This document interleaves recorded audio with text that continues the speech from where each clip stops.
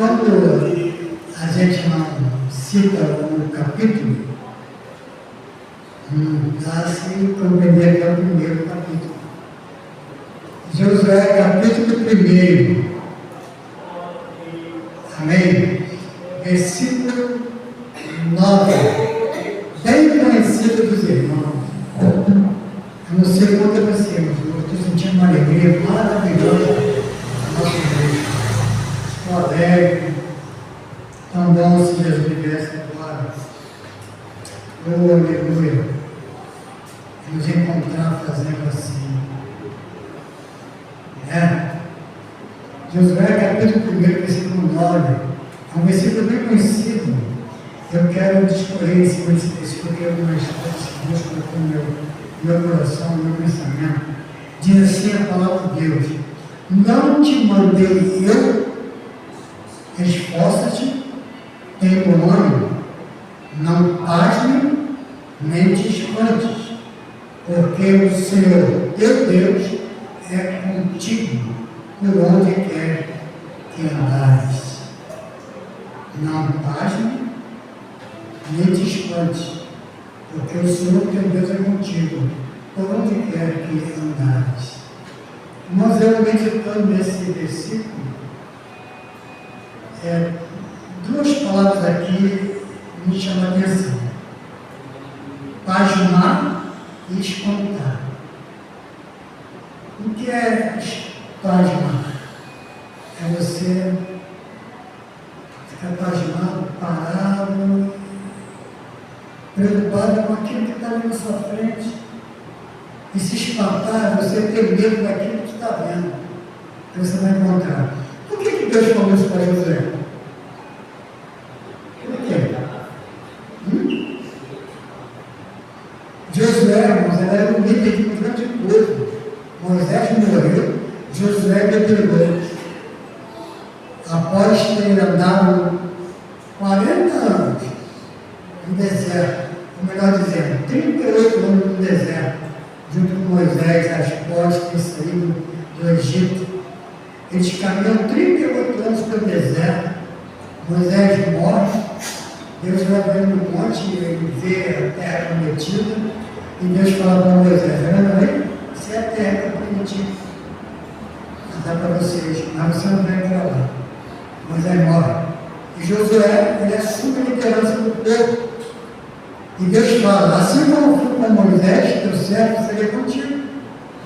Mas nesse versículo especial que nós lemos aqui, Deus ele fala para Josué o seguinte: olha, não basta, nem te esquece, porque eu sou contigo. O que a gente aprende com esse versículo?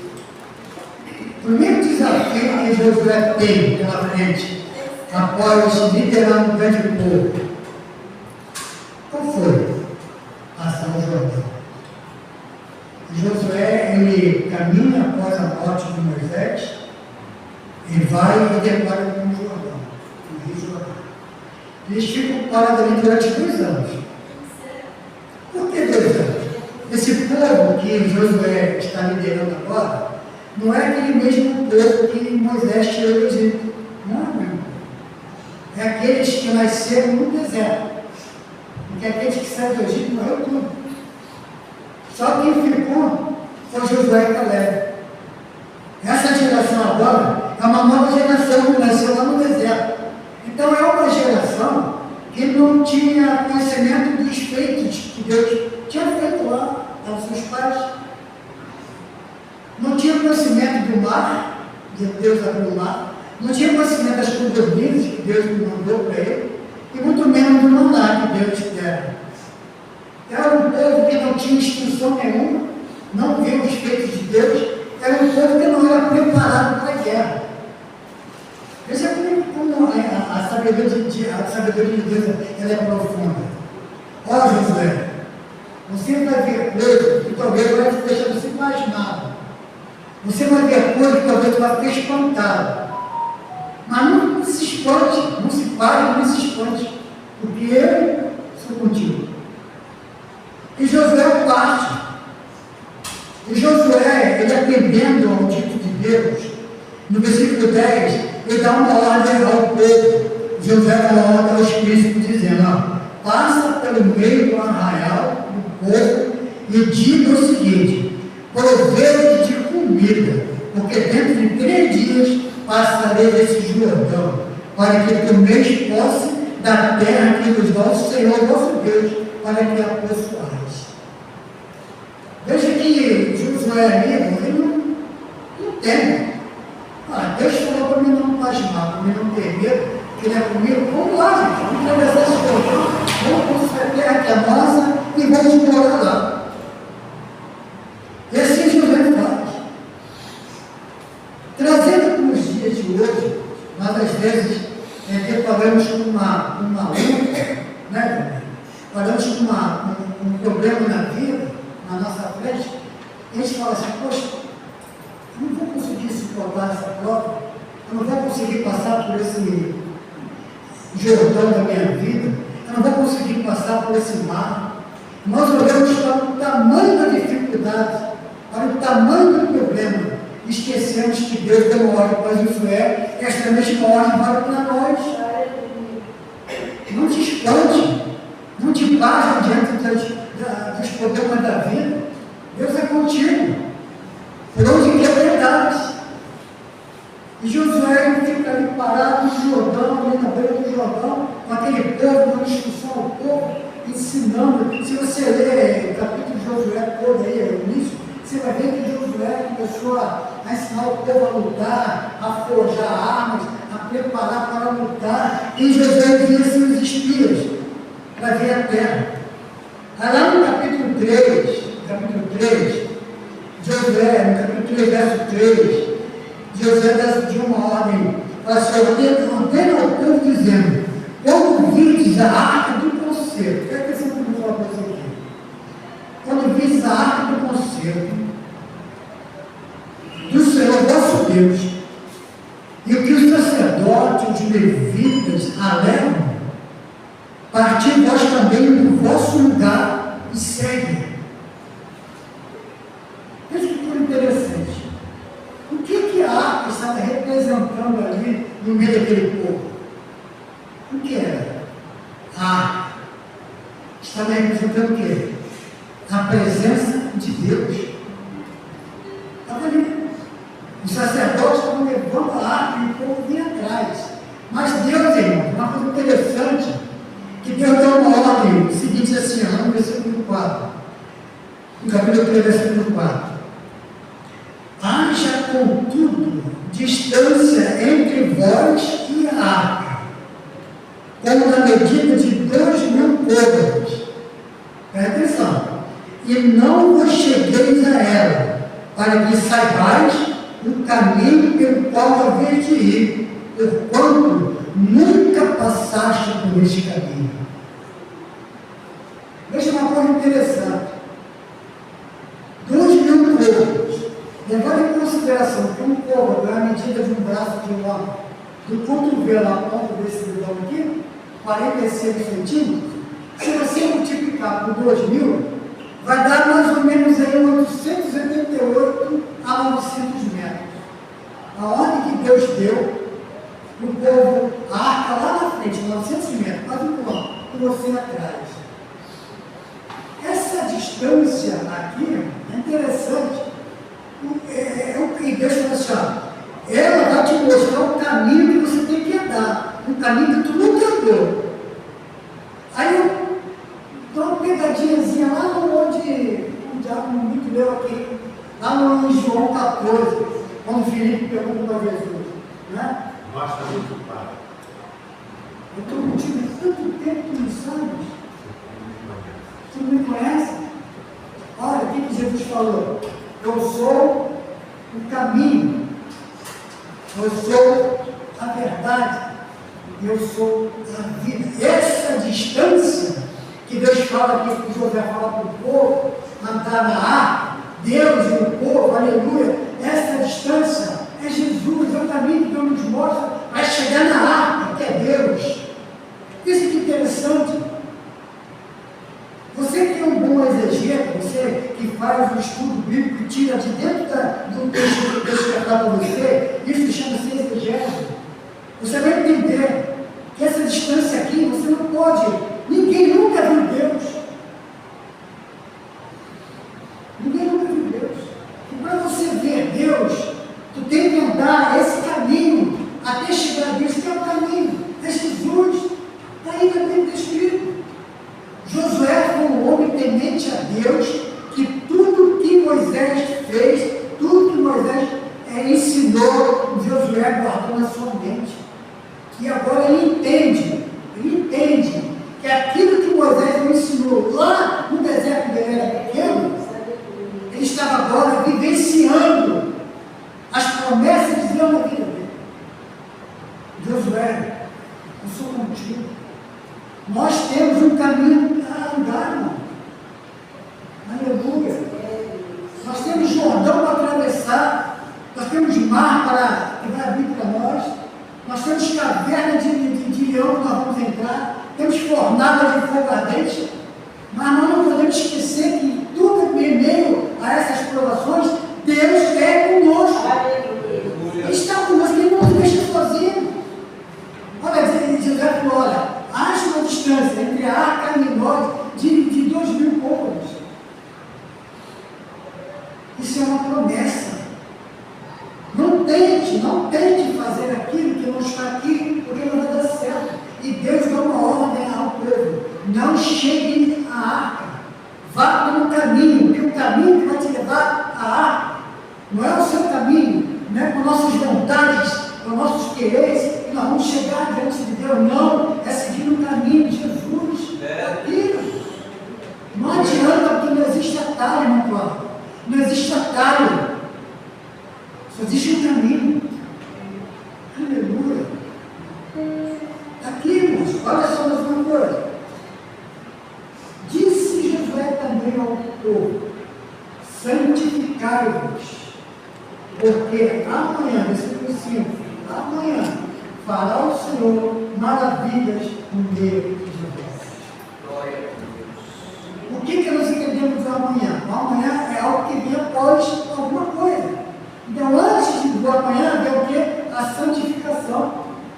Quando José foi para o povo, olha, santificai-vos, porque amanhã é a provisão de Deus, não é um novo dia. Amanhã é as promessas de Deus se cumprindo na tua vida, mas você santifique-se primeiro para receber o que Deus tem para te dar.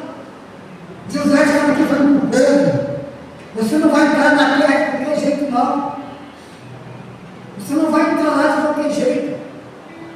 Nós temos, a exemplo desse tipo, dessa palavra aqui, que nos santificar, se quisermos chegar diante de Deus. E andar por este caminho de Jesus, se quisermos tocar na arca que é Deus. Chegar lá. Versículo 9. Então disse Josué aos filhos de Israel: chegados para cá e ouça as palavras do nosso Deus. Disse Josué: nisto percebeis que o Deus vivo está no meio de vós, e que de todo lançará diante de vós os cananeus, os heteus, os heveus, os fariseus, os jarezeus, os amorreus e os jebuseus. Toda essa raça aqui de Zeus eram os habitantes de Jericó. Os habitantes que estão ali.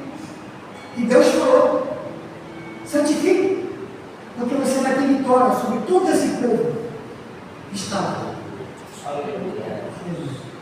O teu inimigo pode estar ali te aguardando, mas Deus vai te dar vitória. Ele não sabe que Deus está contigo. Ele vai tentar te pegar, mas quando chegar para você, ele vai ver quem está com você. É por isso que Deus manda Josué falar para ele: santifique-te, porque amanhã Deus vai fazer maravilha no meio do país. Às vezes nós não entendemos o que Deus quer falar com nós, o que Deus quer nos falar, me perdoe, o que Deus errado foi, o que Deus quer nos ensinar, o que Deus quer, como nos leva lá na porta, como nos leva lá no deserto. Aqui, ó, 2 anos parados, antes de começar o Jordão, aprendendo as manhas da guerra, É uma graça aqui, ó. As armaduras de Deus. Foi uma graça. Entendeu? Nós temos que conseguir revestir as armaduras de Deus. Enfrentar o inimigo. Eu não sei qual é a arma que o inimigo vai usar contra mim, mas eu sei qual é a arma que eu vou usar contra ele. Está aqui no livro. Está aqui.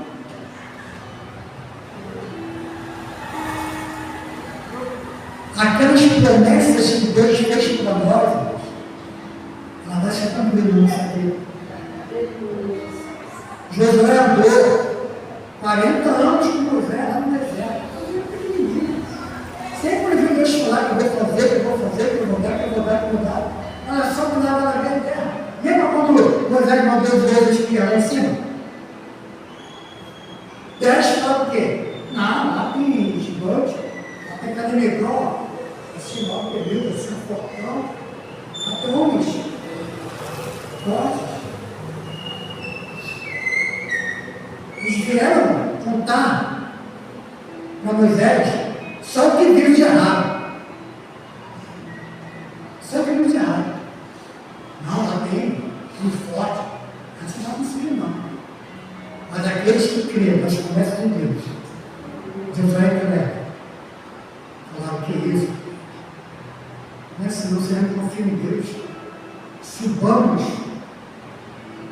Aleluia.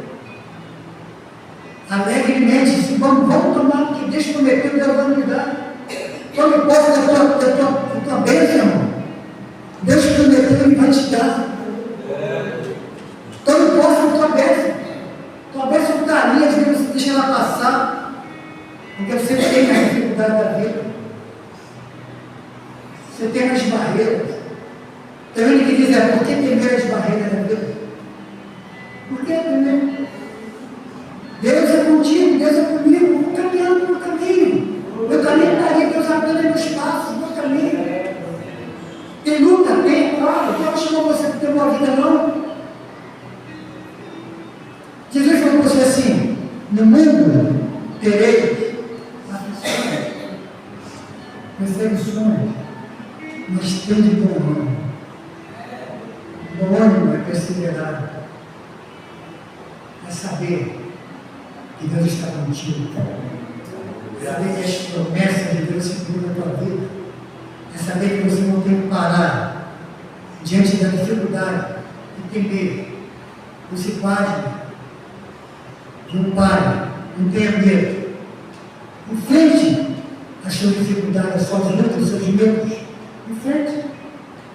Porque Deus é contigo. Você quer saber uma coisa? Maior é aquele que está contigo do que aquele que está no mundo. Deus está aqui. É o nosso refúgio. Deus é a nossa fortaleza. Ele é o nosso socorro. Bem presente na hora da nossa angústia. Pelo que não temeremos. É não que eu estou aqui. Ainda que a terra não floresça, ainda que os maus transportem, com muito de mar, não temerei. Sabe por quê? Porque é um rio. Um rio. Cujas correntes alegram a cidade de Deus. O santuário da morada dos Altíssimos. E Deus está no meio dela. Não será abalado. Sabe que corrente é essa? É um fluxo contínuo da misericórdia de Deus que tem todo Deus ao teu coração. Que Deus te abençoe. Que Deus abençoe. Em nome de Jesus. Amém.